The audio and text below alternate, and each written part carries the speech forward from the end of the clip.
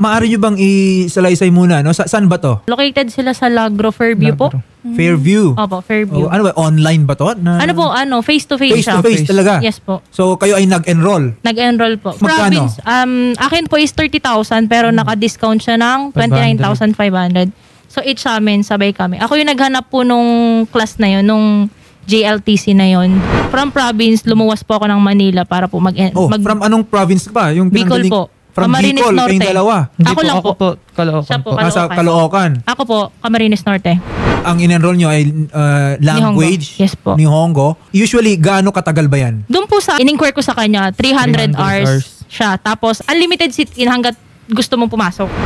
Nasabi nyo na hindi niya natapos yung course. Bakit? Anong nangyari? Madaming reason po actually. Okay, sige. Isa-isayin natin yan. First is, hindi talaga siya straight kasi po nawala ng pasok. Before mag-long weekend nung November po. Sa health niya, masama yung pakiramdam niya. Next, yung sa kuryente naman po, naputulan ng kuryente yung site na pinapasukan namin. A week po nila bago nila na-settle yung bill doon Usually, no, ilan kayo dyan sa klase? 4 po. 4. Tapos siya lang yung nagtuturo? Ano po, may hinahire po silang bago. Okay, so ilan usually yung mga nagtuturo sa inyo? Isa lang po. Isa lang sa 4 Opo, na? sa 4 na po namin na yun. Ano, nagka-brown out or Opo, nawala ng kuryente. Okay. Opo, naputulan kasi almost 10,000 yung bill. Other than po, na-settle yata nila yun kasi nakapag-payment daw po.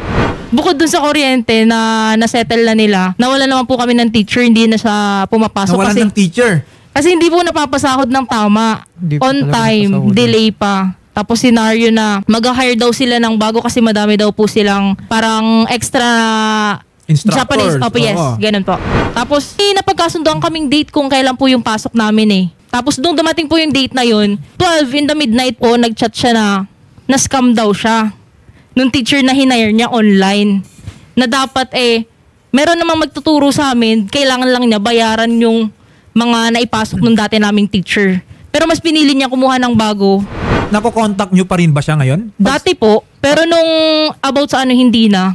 Hindi na. Ikaw? Nakablock sa amin po, hindi po siya nag-chat. Pagka kunyari dami account po, nag-chat po siya. So gumagamit siya ng dummy account para makausap kayo? Hindi. Ano po, kunyari po. Okay. Kayo gumagawa ng dummy account. Kumbaga nag-pretend kayo nag-i-inquire. Nakakapag-reply naman siya. Nagre-reply po. Ngayon po, attorney, yung nirereklamo po na si Mr. Mark Nino de Asis, attorney, ay hindi po natin makontak. Pero nasa linya po natin ang Senior Specialist Technical Education and Skills Development po ng TESDA Quezon City, si Ms. Catherine Horaguchi. Alamin po natin kung accredited po ito. Yes. Attorney, nasa linya na po. Magandang hapon po, Ma'am Horaguchi. Good afternoon po. Ayan po. Ma'am, may dumating po sa amin, nirereklamo po ang isang parang language center. Ito yung JLTC, Language Incorporated. Opo. Ma'am, matanong lang po namin, no? Opo. Accredited niyo po ba ito? Si JLTC Language po ay meron po siyang program registration sa Japanese Language and Culture way back October 30, 2015. However po, noong October 22, 2019, sila po ay na-close po yung program because they voluntarily surrender their permit o yung tinatawag namin CTPR dahil nag-transfer po sila ng location. So once na ang isang school po ay nag-transfer po ng location, automatic po closure po yung program. Since then, wala na po silang registered program po kay TESDA since 2019 po. Okay. So dapat hindi na sila nag-ooperate kasi wala na silang registration. Yes, po. Tama po ba? Tama po, sir. In these cases, no, dito kasi may mga nag-enroll na So alam na po natin na itinutuloy pa rin nila kahit na wala na silang personality dapat to continue their operations. Ano po yung usually na ginagawa natin dyan? Anong liability nila? Since they continually operate na hindi po nire-register po yung program kay TESDA, so technically, all conducted trainings after 2019 hindi po namin siya i-recognize. So therefore po ay, since may complaints po tayong na-receive, ang pwede pong gawin ng TESDA Quezon City is to issue letter to cease and desist po for offering the Japanese language po. Attorney Leo Lazo, magandang hapon po. Magandang hapon din po. Ayan, magandang hapon po, attorney. Si JV po ito ng ACT-CIS Party List. Sir, matanong lang po namin. May nagrereklamo kasi, pero may permit po ba mula dyan sa inyong tanggapan ang JLTC Language Inc.? Sila po ay... Wala. Wala po, attorney. Wala din. So wala silang registration sa ating sa TESDA at wala rin silang permit dito sa Quezon City. Well, based po sa records namin, 2019 po ang last payment niya for taxes and fees. Hindi na ito nag-result to a permit. Hindi na niya in-apply. So, the last action na ginawa nitong business owner na to was 2019 pa. Bayad lang siya. Walang permit. Okay, so wala talagang permit, no? Sir, ano usually no yung consequences nito if they continued operating their business? At yun na nga, no, dahil hindi sila regulated dito, they were able, no, to sabihin na hindi nila natapos yung mga engagements nila. Ano po usually, sir, yung pwedeng tulong or at least no penalty man lang na may pataw ng ating LGU? Sir, ang pan namin, ang office namin is mandated na mag-issue ng notice of violation. Pwede kami mag-show cause order, cease and desist order, and closure order. And that order po yun. So, pwede po kaming mag-inspect agad-agad po dyan and mag-issue po kami ng kaukulang notice of violation.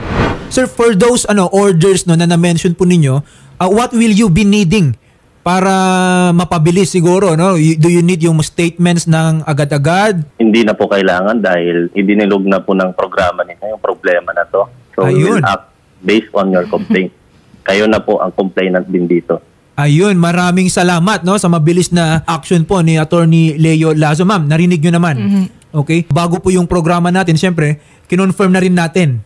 Okay? At doon na nga, no, napag-alaman na ng Enforcement and Adjudication Division ng LGU Quezon City na talagang nag-ooperate kahit wala ng permit.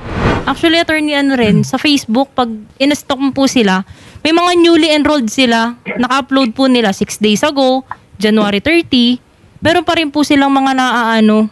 Hindi ko lang sure kasi so, alam ko. So, active pa yung Facebook nila, active no? po. At nire-represent Madami nila, po mina-market siguro nila na we are a continuing center. Po. Gusto nyo mag-enroll, gusto nyo matuto. Lapit na kayo sa amin. Ganon. Yes, pero actually, attorney, yung iba doon kasi old photos na a year ago, 5 years ago, yung mga picture. So, tapos yung iba, misrepresentation. batchmate pa namin. Pero nakalagay nila newly enrolled.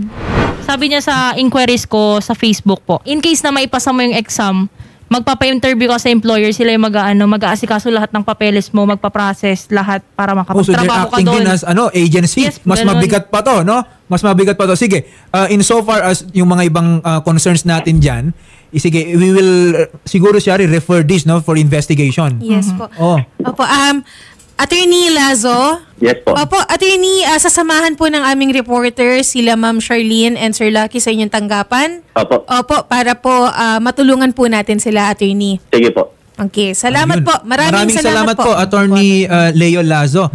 Ma'am Catherine, siguro ito na din po yung chance dahil para po sa mga listeners and viewers po natin, paano po ba malalaman if TESDA accredited po ang kanilang papasukan po? Pwede po silang tumawag sa district office kung saan po located yung training center. Kasi by jurisdiction po tayo ng places ng ating mga training centers. So they can call the nearest TESDA office po to verify yung school po if may registered program. Otherwise, pwede rin po silang pumunta sa TESDA website to search kung registered yung program na ino-offer ng school. Pwede po silang tumawag sa 8285-5363. Ito po yung contact number po natin for TESDA Quezon City po.